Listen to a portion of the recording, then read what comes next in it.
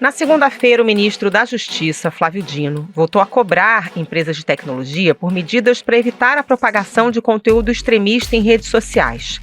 Para ele, as redes hoje servem de ambiente ideal para o recrutamento de jovens e adultos para atos de violência. Em reunião com as empresas do setor, o ministro ficou incomodado com uma declaração de uma representante do Twitter. Segundo ela, a publicação de imagens de responsáveis por ataques contra escolas não viola os termos de uso. Hoje, quarta-feira, as plataformas devem ser notificadas pelo Ministério da Justiça sobre conteúdos do tipo. Caso elas não sigam aquele modelo de moderação ativa, ou seja, identificar esses posts, essas contas e essas hashtags de violência e tirar das plataformas, então isso vai virar caso de polícia e de justiça. A cobrança vem 3 meses depois dos atentados extremistas em Brasília e em meio a uma série de ataques contra escolas pelo Brasil. Em comum, os dois cenários contaram e contam com a falta de controle sobre o que se publica nas redes. O debate sobre medidas para controlar o que se publica nas redes sociais é o tema do Ao Ponto dessa quarta-feira. Hoje nós conversamos com Pablo Hortelado, professor da Universidade de São Paulo e colunista do Globo. Eu sou Carolina Moran. Eu sou o Felipe Barini. O episódio do dia 12 de abril de 2023 está começando. Vem com a gente.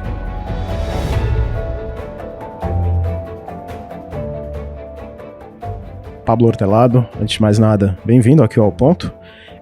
O ministro da Justiça, Flávio Dino, ele já vinha se manifestando sobre regras de empresas de tecnologia. Na segunda-feira ele levou o tom e cobrou a exclusão imediata de conteúdos que incitam violência, até sugerindo a abertura de inquéritos criminais. Esse é um passo importante ou o ministro poderia ter sido, nesse momento que a gente vive, com tantas questões relacionadas a redes sociais, ter sido mais agudo no que ele vem falando e fazendo? Eu acho que o ministro, na minha opinião, ele acertou o tom. O governo brasileiro e o Congresso brasileiro estão discutindo uma proposta regulatória que vai resolver, tese, né? Vai criar um marco para caminhar esse problema de uma maneira mais duradoura, no médio prazo. Mas enquanto isso não acontece, eu acredito que a tramitação disso vai demorar algumas semanas, provavelmente alguns meses, né? Vai tomar o resto desse primeiro semestre. Enquanto isso não acontece, as empresas elas têm uma responsabilidade, uma vez que elas estão basicamente se autorregulando, né? As empresas elas moderam já conteúdos, elas tiram spam, tiram pornografia, tiram conteúdos que atrapalham os negócios dela, elas estão se autorregulando e essa autorregulação que se manifesta na moderação, né, no ato de retirar determinados conteúdos, não está funcionando para esses conteúdos extremamente violentos que estão alimentando essas comunidades que veneram massacres e que estão estimulando meninos a cometerem massacres. Eu acho que o ministro tem razão em cobrar das empresas e de tentar apertar com os instrumentos que a gente tem hoje antes dessa nova regulação que vai vir. Tem um episódio revelado pela Júlia Duailib na Globo News que chamou muita atenção.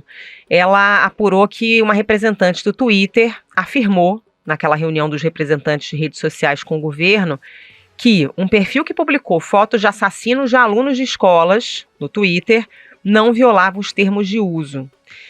Além de regulamentações, essa discussão passa também por uma mudança de pensamento dentro das empresas de tecnologia e especificamente qual o papel do Twitter nisso, né? Depois que o Twitter mudou de mãos e passou a ser controlado pelo bilionário Elon Musk, esses controles de conteúdo parece que sumiram completamente. Hoje, com exceção dos casos que forem judicializados, as plataformas não têm responsabilidade. A não ser que se judicialize, que alguém se incomode e entre na justiça, as plataformas não são responsáveis por conteúdos de terceiro. Essa é a nossa estrutura regulatória que foi consagrada no Marco Civil da Internet em 2014. E é assim que funciona. Ou seja, por o dia a dia, para a grande maioria dos casos que não foram judicializados, quem cuida do dia a dia são as plataformas no sistema de autorregulação. São elas que criam seus termos de uso e implementam seus termos de uso. Então, hoje em dia, a responsabilidade está com as plataformas, e elas não têm a não ser que a questão seja judicializada, elas não são obrigadas a fazer nada, né? Esse sistema, obviamente, falhou, né? O que a gente viu no 8 de janeiro no Brasil, os conteúdos extremistas que estão incentivando os ataques às escolas, o que a gente viu de desinformação sobre Covid durante a pandemia e outros episódios mostram que esse sistema de autorregulação é falho, que as empresas não conseguem moderar os conteúdos, basicamente porque moderação é cara. O caso do Twitter é ainda mais grave, porque a nova direção do Twitter, desde que o Twitter foi comprado pelo Elon Musk, ele adotou uma política assim, antirregulatória e de afrouxar a própria aplicação dos seus próprios termos de uso. E eu acho que a fala da representante do Twitter na audiência com o ministro da Justiça só mostra isso. O Twitter é uma plataforma hoje que não quer ter muito controle sobre o seu conteúdo. E essa situação, que já era ruim, ficou ainda pior. Por esse motivo, a proposta de regulação que está tramitando no Congresso vai criar um sistema que a gente chama de autorregulação regulada. O que é a autorregulação regulada? É um sistema de autorregulação, quem continua fazendo são as empresas, mas vão ser listados uma série de conteúdos chamados de conteúdos ilegais, conteúdos que violam leis de proteção à infância, terrorismo, violência contra a mulher, são 7 leis que vão ser listadas, e as plataformas elas passam a ser obrigadas a moderar esse conteúdo. Se elas não moderarem de uma maneira satisfatória, elas passam a ter responsabilidade pela circulação desses conteúdos. E quem verifica se essa moderação está sendo adequada é uma agência reguladora que vai ser criada e que ela vai analisar, não no caso a caso, mas no conjunto, olhando para períodos de, digamos, 6 meses, a cada 6 meses, se os esforços de moderação de conteúdo são adequados. Se não forem adequados, vai ter advertência, vai ter multa e, no limite, pode até suspender os serviços da plataforma. E essas propostas elas vêm no momento em que o Brasil passou pelos atentados de 8 de janeiro em Brasília e por um fenômeno que infelizmente começa a se tornar mais comum por aqui, que são os ataques das escolas, que passam muito por informações trocadas e difundidas pela internet. Esse cenário atual ele deve acelerar a adoção de medidas mais duras? Eu acho que essa crise muito triste que a gente está passando vai facilitar a tramitação da regulação. Porque as pessoas estão vendo que a situação saiu do controle, que as empresas não estão conseguindo controlar. O caso do Twitter é muito grave, mas a gente tem a circulação desses conteúdos de uma maneira muito marcante também no TikTok. Então, a gente realmente precisa de instrumentos regulatórios para apertar as empresas e responsabilizá-las por essa leniência. Fazer essa moderação, que é retirar esses conteúdos ilegais que violam leis brasileiras, é caro, porque você faz por software e ele não faz muito bem. Então esse software precisa de supervisão humana, e em alguns casos ele precisa ser feito por pessoas. Aí você tem que contratar exércitos de pessoas que ficam moderando conteúdos. Isso é caro e é por esse motivo que as empresas não fazem isso muito bem. Então a gente precisa de uma estrutura regulatória que crie incentivos para elas fazerem, do contrário elas vão receber multas ou vão ter outros problemas.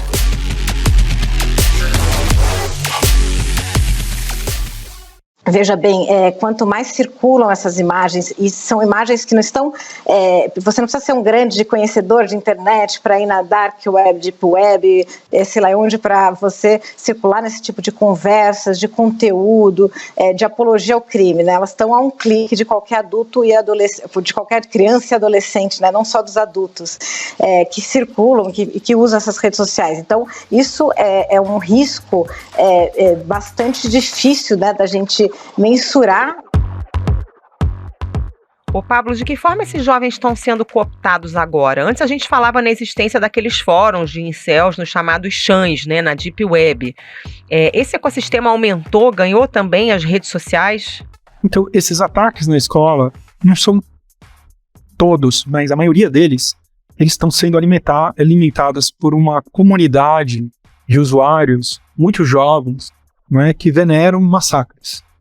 Então, é uma comunidade de usuários que, no passado, há uns anos atrás, estava em fóruns mais ocultos da internet, hoje estão na superfície, eles estão no Twitter, eles estão no TikTok, não é muito difícil de encontrá-los, e eles ficam compartilhando esses conteúdos de massacres passados, o massacre de Columbine, o massacre de Realengo, o massacre de Suzano, né? E eles ficam venerando esses massacres e estimulando outros jovens a saírem do anonimato, a lidarem com as suas frustrações da escola, com bullying e com outras formas de humilhação, saindo do anonimato e se inscrevendo nessa história de massacres célebres, de assassinatos célebres. E é uma coisa muito cruel, muito perigosa, né? Embora eles sejam eventos isolados, é bem importante nesse momento, sobretudo para os pais, né? Eles entenderem que isso é muito isolado. O Brasil tem 200 mil escolas, mais de 200 mil escolas, e nós tivemos com vítimas 22 casos no Brasil nos últimos 20 anos. Então a chance disso acontecer com o filho de alguém é muito baixa. Muito baixa. De acontecer na escola do seu filho é 0,0001. É muito baixo. Porém, é importante lembrar porque as pessoas precisam manter a calma, não é? Isso não é uma coisa que está acontecendo com muita gente. É muito pequeno. É muito grave, porque nós estamos falando de crimes muito violentos que estão sendo cometidos por meninos muito jovens. Então, é uma questão social politicamente importante. Porém, do ponto de vista estatístico, isso dificilmente vai afetar a chance disso acontecer na escola do filho de alguém é 2 vezes maior do que ganhar na Loteria Federal, para você ter uma ideia. Então as pessoas podem se acalmar, embora enquanto sociedade a gente precisa olhar para esse fenômeno, o governo precisa tratar disso, né? Então é muito importante esses conteúdos, como eu dizia, né? Esses conteúdos estão na internet e a circulação das imagens desses massacres passados é o que alimenta esses meninos, ou seja, eles querem ganhar fama dessa maneira infame, né? Essa má fama, né? De se inscrever nessa história de massacres. E essa vontade de sair do anonimato e se inscrever, ela é alimentada por essas imagens. Então, é absolutamente central que as empresas de mídia social retirem esses vídeos e essas imagens, e essas fotos e esses relatos do Twitter, do TikTok, do Instagram. Eles precisam ser retirados, não podem circular. Da mesma maneira também que os meios de comunicação, e aí vários meios de comunicação já adotaram essa política, inclusive o Grupo Globo, de não veicular essas mensagens, não contar o nome dos agressores, né, e não ler esses manifestos, né? Porque dá celebridade às pessoas exatamente o que os agressores estão buscando, né? Então a gente tem aí uma responsabilidade no que diz respeito às plataformas de retirar esses conteúdos, porque é muito claro que a circulação desses conteúdos alimenta o fenômeno. E por trás desses grupos, tem alguma pauta política ou um movimento orgânico que ele tem como ponto central a exaltação da violência num estado quase grotesco que é a violência contra crianças? Ele é uma violência, na verdade, contra pares, né? E criança celebrando violência contra criança. Eu acho que um dos elementos muito importantes para a gente atentar é por que esses atentados estão acontecendo em escolas, né? Eles são ex-estudantes das escolas ou atuais estudantes das escolas cometendo os crimes nas escolas. Eles estão querendo impressionar os seus pares, né? Outros meninos, né? Por meio da violência, dessa violência inominável, horrorosa, né? E cruel, que são esses massacres. Muito dessa cultura de celebração dos massacres está ligado a ideologias extremistas, né? Nós estamos falando de nazismo, de ideologias totalitárias, muito extremas, mas que não estão numa forma muito elaborada, não é muito ideológico, né? Até porque a gente está falando de meninos muito jovens, né, que não tem uma grande elaboração sobre esses temas, mas essa cultura de celebração de massacres está muito ligada ao extremismo de direita.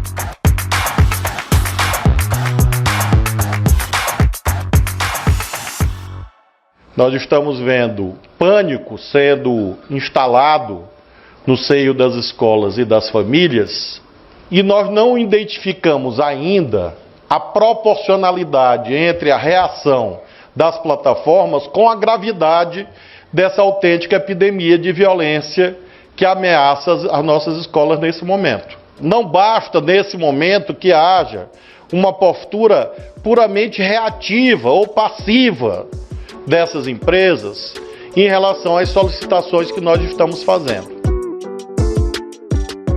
Tem um outro ponto que foi até citado pelo ministro Dino na reunião de segunda-feira, que são as recomendações feitas pelo algoritmo. Com certeza você, com certeza alguém que está ouvindo, entrou no YouTube e recebeu uma indicação de um canal que hoje pode ter sido banido porque com conteúdo de extrema direita. Esse é um ponto que dá para as empresas corrigirem facilmente. Por que elas evitam tanto mexer nesse mecanismo, mesmo depois de tantos alertas e tantas críticas? É porque esses sistemas eles são automáticos, né? Eles simplesmente identificam padrões e se eles acham que você está num determinado perfil, eles vão sugerir temas que pessoas com seu perfil normalmente gostam. O objetivo da plataforma é basicamente te manter conectado a ela, porque elas ganham dinheiro com publicidade. Quanto mais tempo você ficar vendo coisas, mais dinheiro elas fazem com publicidade. O problema é que alguns desses conteúdos que são muito demandados, muito viciantes, eles são nocivos, né? Alguns deles são criminosos. E é isso. E separar, identificar esses conteúdos para eles não, tanto para eles serem moderados, ou seja, serem tirados da plataforma, quanto para eles não serem recomendados, eles requerem investimento. Sobretudo, eles demandam que essas recomendações que hoje são automáticas, elas passam a ter algum tipo de supervisão humana. E supervisão humana significa contratar pessoas.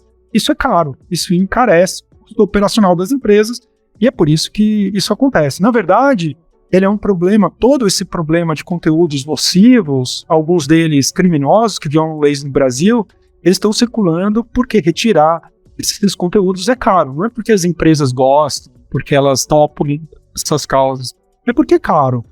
Então elas fazem do jeito mais barato, que é por meio de software. Esse jeito não é eficiente, e se a gente não tiver uma regulação que force essas empresas a abrir o bolso e gastar dinheiro para retirar, para ser mais eficiente e moderar esses conteúdos, eles permanecerão online. Eu não consigo ver uma outra saída. Existe uma forte pressão por regras mais estritas, mas também há preocupações com a liberdade de expressão, né, Pablo? Existe uma fórmula aceitável para equilibrar essa equação? Olha, eu acho que o caminho... A gente ainda não viu, né, o texto.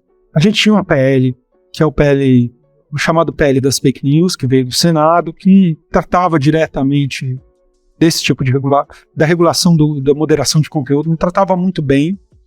E aí o governo apresentou um substitutivo, um texto para entrar no lugar desse. A proposta do governo, ao meu ver, segue um bom caminho, que é o modelo da Europa. Ele é basicamente o seguinte, ele não busca definir desinformação, que é um caminho muito ruim, na qual tem governos normalmente autoritários que estão tentando fazer, dizendo que mentira não pode ser veiculada na internet, ou conteúdos distorcidos.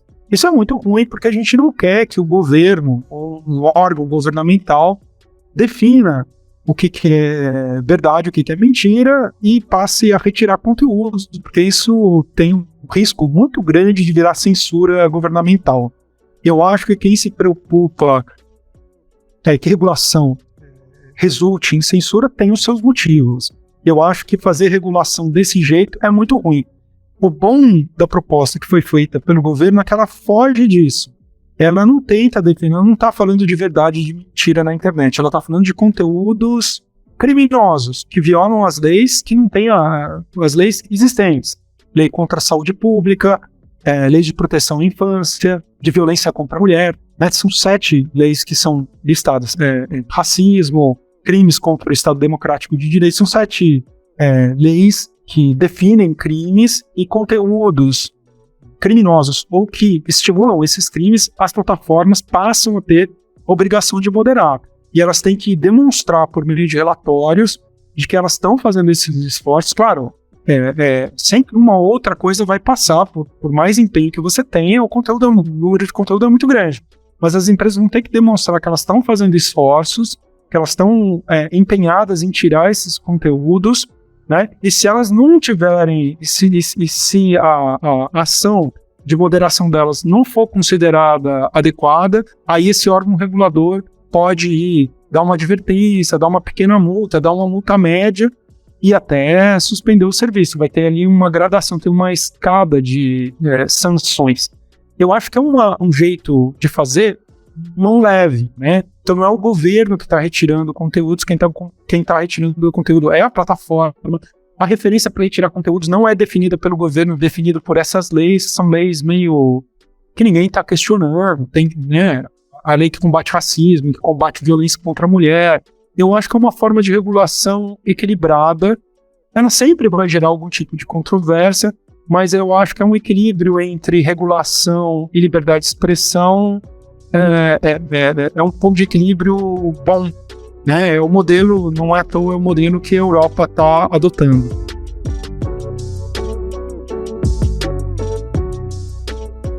A gente falou muito aqui em Twitter, TikTok, Facebook, mas e as plataformas que são, digamos, menores e cujo principal atrativo é justamente a ausência de moderação sob a falsa pretensa de liberdade completa de expressão? Tem como enfrentar esse tipo de rede que vem se tornando um criador de discursos extremistas de todos os vieses?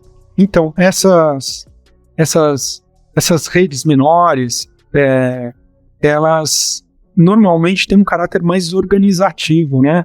Porque justamente por elas serem muito pequenas, elas não chegam ao grande público. Então as pessoas que já foram radicalizadas, elas vão para essas plataformas menores para trocar entre si, entre os iniciados, trocarem conteúdos ali, né? Elas têm uma capacidade de impacto menor. Na proposta lá do governo, elas inclusive nem entram nessas obrigações que eu fazia referência agora há pouco, né? Se não me engano, o limiar é de 10 milhões de usuários. Isso, 10 milhões.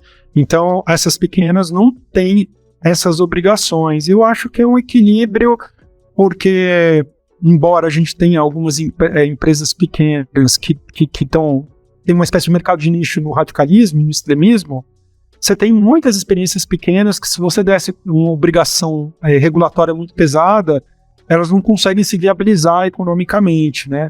Eu acho que é por isso que esse limite é desenhado, para a gente ter pequenas empresas que conseguem crescer e competir com as grandes.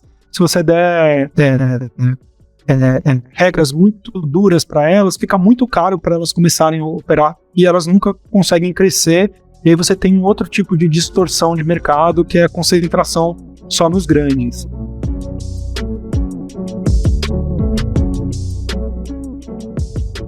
Pablo Hortelado, muito obrigado pela sua participação e volte sempre aqui ao Ponto. Muito obrigada pela presença, bom trabalho para você. Foi um prazer, muito obrigado.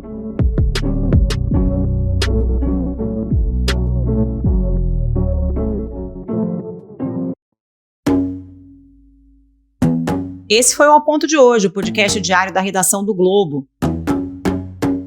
Nessa conversa a gente conta com a participação de toda a equipe do jornal, as mesmas pessoas que levam até você informação e análise de qualidade todos os dias. Quer saber mais? Assine o Globo. Acesse assineglobo.com.br e confira todas as notícias e reportagens especiais. A edição foi de João Guilherme Lacerda.